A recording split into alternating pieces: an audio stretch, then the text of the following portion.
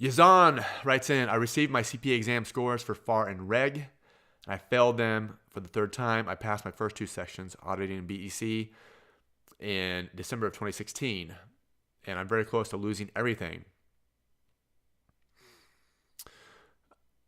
The sections that I have passed, my money and everything, there will be a delay in the score and the next window as usual, and my credit will expire in May.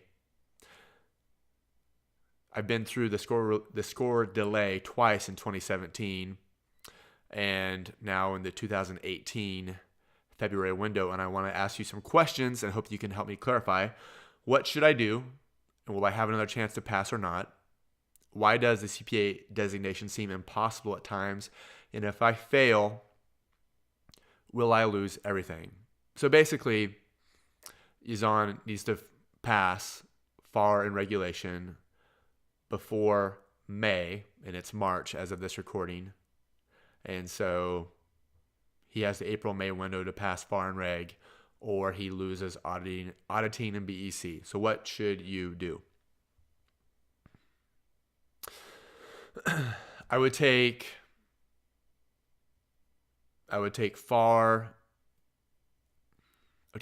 mid-April, and I would take regulate. I would not study for them concurrently.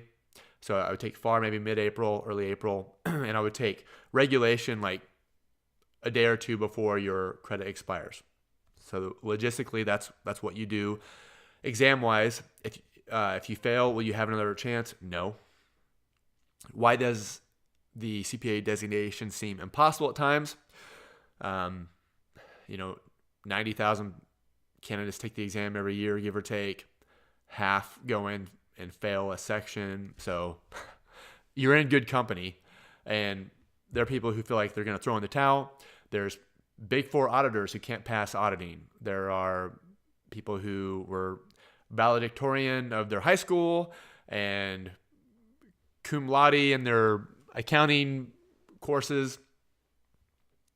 And, when they graduated from college, they had all the ribbons and everything. I never had those. And I had better things to do than study. And yet they fail. And of course, there are people who did poorly in college who do great on the exam. There's people who did great on the exam and people who did great in college who do poorly on the exam, and everything in between. But there are a lot of people out there who wonder, why does the CPA exam designation seem impossible at times? And of course, there's the whole category of people looking down their nose at everyone struggling and failing, and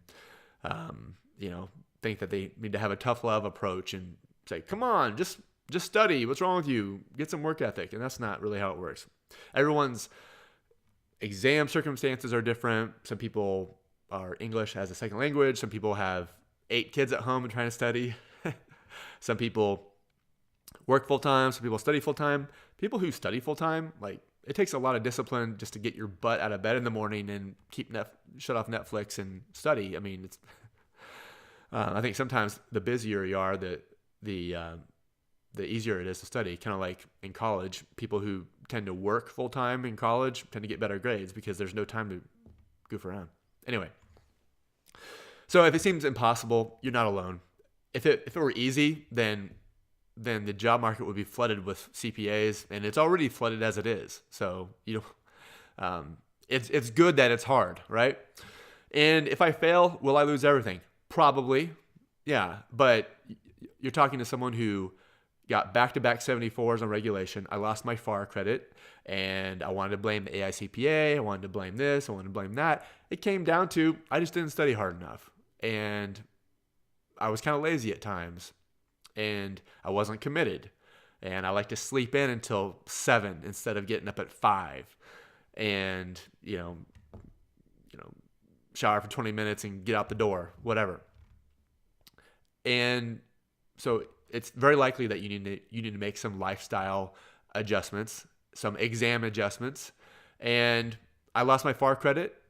I was 1 point away from becoming a CPA, and instead I was down to 2 sections passed. because of my 74 in reg, lost FAR, and obviously didn't pass regulation with the 74. And I had to own up to the fact that there were some areas of reg that I didn't want to study. And I went back in and I studied, and then I passed FAR, and then I repassed regulation. I think that's how I did it.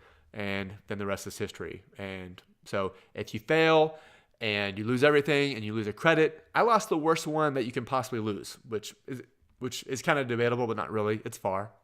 And I still survived. So, and you will too.